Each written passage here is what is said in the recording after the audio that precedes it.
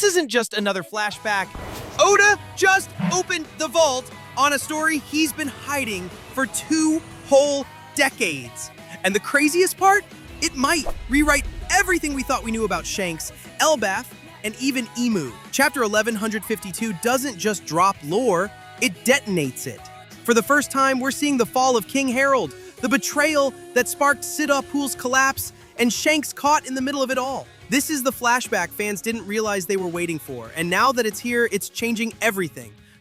So after years of buildup, it's finally happening.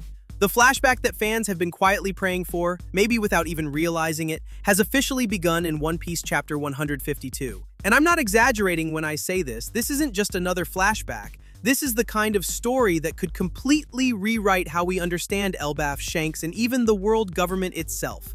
Oda dropped the hammer out of nowhere. One minute we were just watching Loki and Gaban talk, and the next, boom, we're thrown 109 years into the past, back to when King Harold was still alive.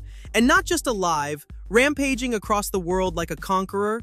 And what makes it hit even harder is the way it all started. Ever since the Elbaf arc kicked off, fans have known something huge was coming. The setting alone was too important. The Island of Giants, the Tree of Elbaf, the Atom Tree, the prophecy from Shiarli, it was all building towards something mythic. But the exact moment the names Loki and Harold were brought up, and especially the reveal that Loki killed Harold and stole a devil fruit, you could feel the tone shift. This wasn't just political drama, this was a betrayal story, a tragedy, a power grab, and now Oda's pulling back the curtain on all of it. But that's just the surface layer, because what we see next, it's wild. In this flashback, we meet a version of King Harold that honestly doesn't even feel like the same person. The Harold that's been hinted at in the modern-day lore was this wise, revered king. Someone who brought peace, who was remembered as a philosopher and warrior in equal measure. But that's not how he started, not even close. Oda shows us a 45-year-old Harold, and this man is on a mission. Not a mission of peace, but full-on conquest. He's traveling from kingdom to kingdom, crushing anyone who stands in his way.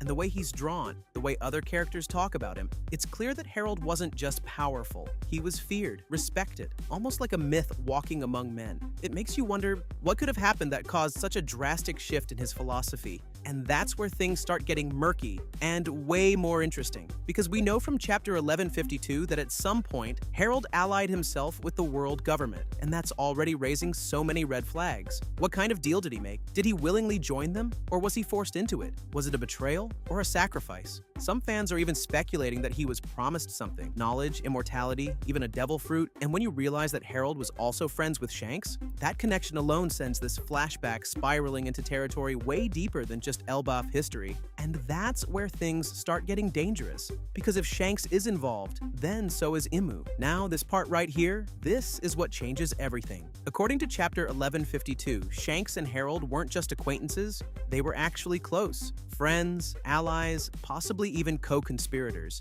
And if that's the case, it means that Shanks wasn't just connected to the Giants. He was deeply involved in their internal power struggles. And here's where things get even more mind-blowing. Loki is believed to have framed Shanks for Harold's murder. Let that sink in. Framed. That means Shanks, a character who has always been shrouded in mystery, might have been the fall guy for something much, much bigger. Maybe he knew too much. Maybe he got too close to a secret he wasn't supposed to learn. Or maybe, just maybe, he was part of something bigger, and the betrayal was real. But it wasn't the kind of betrayal you think. Maybe he betrayed the world government, not Harold. There's also been buzz online that this is the flashback where we finally see Shanks go up against Loki, a real battle. Not flashbacks of tension, but an actual fight that might explain why Loki disappeared and why Shanks rose so fast in the pirate world. And if that happens, then this isn't just a flashback anymore, it's a window into the hidden war behind the scenes of One Piece. But if you think that's the craziest part, we haven't even talked about what's coming next. I'm not kidding when I say this. This flashback might end up revealing more about the world government than any arc we've seen before. Because alongside Harold and Loki and Shanks, Oda is starting to pull in the real players. Chapter 1152 already hinted at it. Garling is going to appear, possibly as part of the fallout or cover-up of Harold's death. And if Garling is there, then the rest of the Holy Knights aren't far behind. Which also means we're getting dangerously close to the top. Imu might get name-dropped. Their connection to Harold or Shanks might finally be shown. Maybe that's why Harold turned peaceful. Maybe he saw something during his alliance with the world government that made him change course. Something so horrific, so wrong, that he decided to defy them. And when he did, that's when he was taken out. But here's the real bombshell. There are whispers, not confirmed yet, but getting louder, that this flashback will include Rox D. Zebek for the very first time. Not in shadows, not in vague mentions, but actually appearing. And if that happens, if Oda shows us Rox during this era,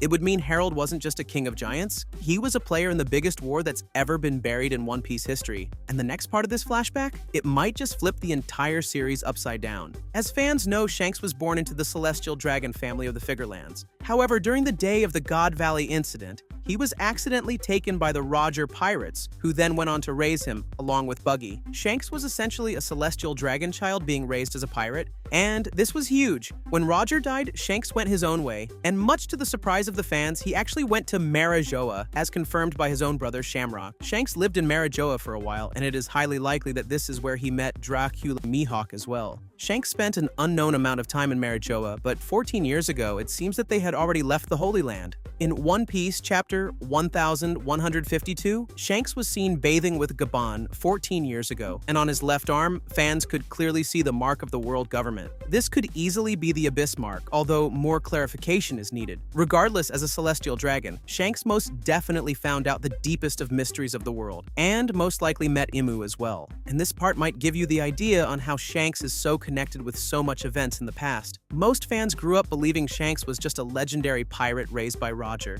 But the truth, it runs so much deeper. Shanks, a boy born to rule the world, was raised by the man who laughed at it. And if that doesn't blow your mind already, wait till you hear what he did there. But this is where the mystery really starts to unfold. Shanks wasn't just visiting Marijoa, he was involved, deeply. When fans saw Shanks bearing the world government symbol, the immediate question that followed was simple but chilling. Is Shanks evil? Is this man who stopped Kaido from reaching Marineford and put his life on the line for peace secretly tied to the same force that burned Ohara to the ground? But let's slow down here. Because no, Shanks isn't evil. This wasn't betrayal. This wasn't weakness. This was strategy. Shanks' visit to Marijoa wasn't out of loyalty to the Celestial Dragons. It was a mission. One that likely started the moment Roger whispered his final words to him. We never got to hear what Roger told Shanks during that emotional moment after Laugh Tale. But whatever it was, it shook him. It changed him. And it sent him straight into the jaws of the enemy. Shanks walked into Marijoa not as a slave, but as a man on a mission. And when that mission was complete, he left for good, but not before uncovering something that would change the future forever. In One Piece chapter 1152, Gaban doesn't just talk about Shanks casually, he calls him something very specific, the Child of Destiny. And that's not just poetic. In the world of One Piece, titles like that mean something. They carry weight. And when they come from a man who sailed with the Pirate King himself,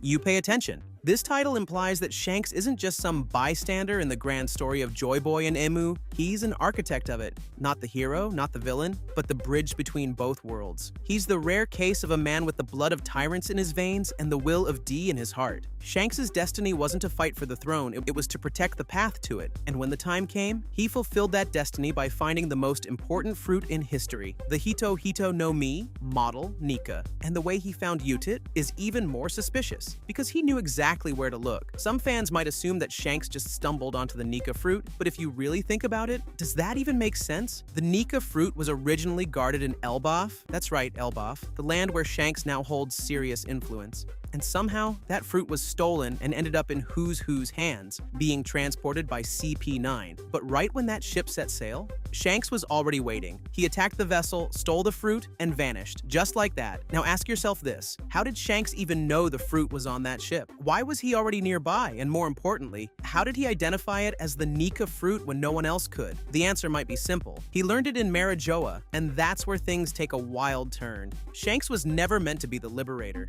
That title belongs to Luffy, but what Shanks is the guide, the torchbearer, the silent protector of Joy Boy's return. He's the one who carried the will of the old era into the new, the man who could have ruled the world but chose instead to protect it. That's why he stole the fruit. That's why he waited for the right person to eat it. And when he saw Luffy bite into that rubbery, ordinary-looking devil fruit, Shanks smiled. Because at that moment, the real story began. And if you think that was emotional, wait until you hear why Shanks' ties to Imu might explain everything. So now everything starts to make sense. Shanks wasn't just the man who smiled at a boy with a dream. He was the hidden hand guiding that dream from the shadows. A celestial dragon who turned his back on the throne. A pirate who stood between gods and monsters. A man with the mark of the world government, yet the heart of the Pirate King. Oda didn't just give us a flashback, he gave us a key to understanding Elbaf, Imu, the Nika fruit, and maybe even the One Piece itself. And the craziest part? We're still only scratching the surface, because if this is what Shanks was doing behind the scenes, then what the hell has Imu been preparing for all this time? The real war hasn't even started yet, and when it does, Shanks won't just be a legend, he'll be the final piece of the puzzle.